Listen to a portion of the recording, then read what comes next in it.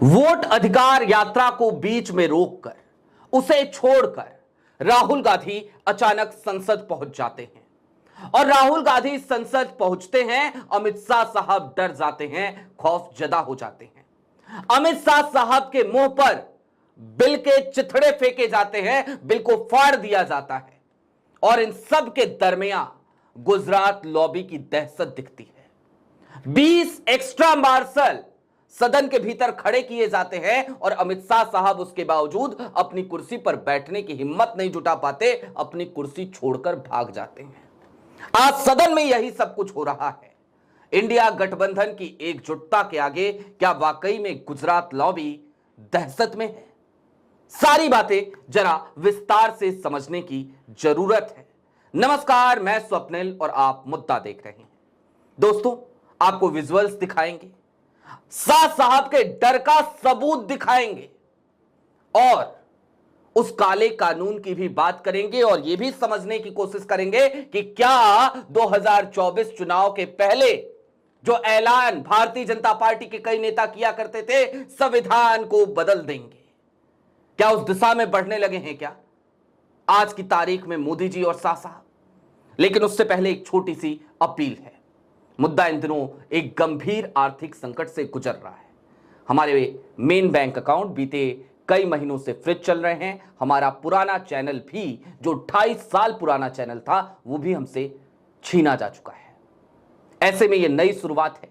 Day to day operations में काफी मुश्किलों का सामना मुद्दा को करना पड़ता है। यदि आप चाहें, यदि आप सक्षम हो, मुद्दा की बेबाकी को यदि आप सपोर्ट कर सकें, तो आपके स्क्रीन पर क्यूआर कोड है, नीचे यूपीआई का नंबर है। छोटी छोटी मदद मुद्दा की जरूर कीजिएगा। अब सबसे पहले आपको वो विजुअल्स दिखा देते हैं। आपके स्क्रीन पर विजुअल्स चल रहे हैं। अमित शाह साहब सदन में, लोकसभा में उस बिल को जब पेश कर रहे थे और तमाम सांसदों को ये समझा रहे थे कि देखिए इसको जेपीसी में भेजेंगे, उसी वक्त उनके ऊपर कागजों की बारिश हो गई, फटे हुए बिल के चिथड़ों की बारिश हो गई। अपोजिशन ने, इंडिया अलायंस के सांसदों ने सदन के भीतर गदर काट दिया। और अमित शाह साहब के दहशत का आलम जानते हैं क्या रहा आज? आपके स्क्रीन पर महुआ मोइत्रा का एक ट्वीट है।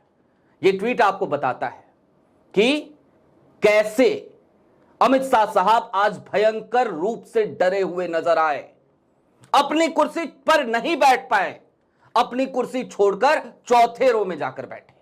चौथे रो में यहां तक कि 20 एक्स्ट्रा मार्शल लाकर खड़े कर दिए गए थे सदन के भीतर। उसके बावजूद अमित शाह साहब के अंदर यह डर, यह दहशत कि वो अपनी कुर्सी छोड़कर भाग गए। और अब जरा यह समझते हैं कि ये जो कानून, नया कानून अमित शाह साहब लेके आए, जिसे गोदी मीडिया कह रही है ऐतिहासिक कदम है। इस ऐतिहासिक कदम के पीछे हालिया दिनों के इतिहास पर नजर डालिए। 2014 में प्रधानमंत्री नरेंद्र मोदी की सरकार बनती है और उसके बाद से लेकर अब तक, चाहे वो सीबीआई हो या फिर कि खास तौर पे सबसे कुख्यात, सबसे विख्यात, बार बार अदालतों से फटकार खाने वाली प्रवर्तन निदेशालय हो, ईडी हो, इनके क्रियाकलाप क्या रहे हैं और इनके क्रियाकलाप किस तरीके से विपक्ष की सरकारों को लगातार डिस्टेबलाइज करने की कोशिश करते हुए दिखते रहे हैं, क्या यह बात भूली जा सकती है क्या? हालिया दिनों में हेमंत सोरेन की गिरफ्तारी हुई थी। जेल जाने से पहले उन्होंने इस्तीफा दिया था। चंपई सोरेन को मुख्यमंत्री बनाया था और आज वो चंपई सोरेन कहां है, यह बात भूली जा सकती है क्या? अब ये जो काला कानून है, जिसे विपक्ष सीधे तौर पे काला कानून कह रहा है, उसके पीछे उसके पास वाजिब तर्क हैं कि इस कानून को पास करते ही आप विपक्ष की तमाम सरकारों को डिस्टेबलाइज कर दोगे। ईडी केस दायर करेगी, ईडी किसी भी मंत्री को, किसी भी मुख्यमंत्री को उठा लेगी और जब उठा लेगी तो उसके बाद 30 दिन तक उसे हिरासत में रखेगी। और फिर क्या होगा? तो फिर जनाब यह होगा कि 30वें दिन तो उसकी कुर्सी अपने आप छिन जाएगी, अपने आप चली जाएगी। तो विपक्ष की सरकारें डिस्टेबलाइज हो ही जाएंगी। और अभी तक इस सरकार में क्या क्या होता रहा, कभी राज्यपाल के जरिए परेशान करो, बिलों को पास मत होने दो। राजभवन और मुख्यमंत्री के कार्यालय के बीच में लगातार टसल की नौबत, यह लगातार देखा हम सब ने ना, लगातार यह सब तो हुआ। इस बात को नजरअंदाज किया जा सकता है क्या? भूला जा सकता है क्या? और अगर नहीं भूला जा सकता तो आज विपक्ष जो तर्क दे रहा है उस तर्क में क्या गलत है? राहुल गांधी बिहार में वोट अधिकार यात्रा निकाल रहे हैं। उस वोट अधिकार यात्रा को किस तरीके का रिस्पांस मिल रहा है आप सब देख रहे हैं, लगातार देख रहे हैं। गोदी मीडिया नहीं दिखा रहा, लेकिन डिजिटल इदारे तो दिखा रहे हैं ना। वो भी एक खौफ का आलम है। उपराष्ट्रपति पद के चुनाव में इंडिया गठबंधन ने जो चुनौती पेश कर दी है वो भी एक बड़ा सरदर्द है मोदी जी का। और ऐसे में ये एक बिल लेकर आए हैं, एक बिल ताकि विपक्ष की तमाम सरकारें परेशान हो जाएं, विपक्ष की तमाम सरकारों पे तलवार लटक जाए। और कौन से हो सकते हैं वो चेहरे? तो जरा सोचिए, एमके स्टैलिन, 47 मुकदमे हैं एमके स्टैलिन के ऊपर। सबसे ज्यादा हिटलिस्ट में तो रेवंत रेड्डी साहब का नाम है। पूरे देश में अगर किसी मुख्यमंत्री पे सबसे ज्यादा मुकदमे हैं तो रेवंत रेड्डी हैं। 82 मुकदमे हैं रेवंत रेड्डी पे, 82 मुकदमे।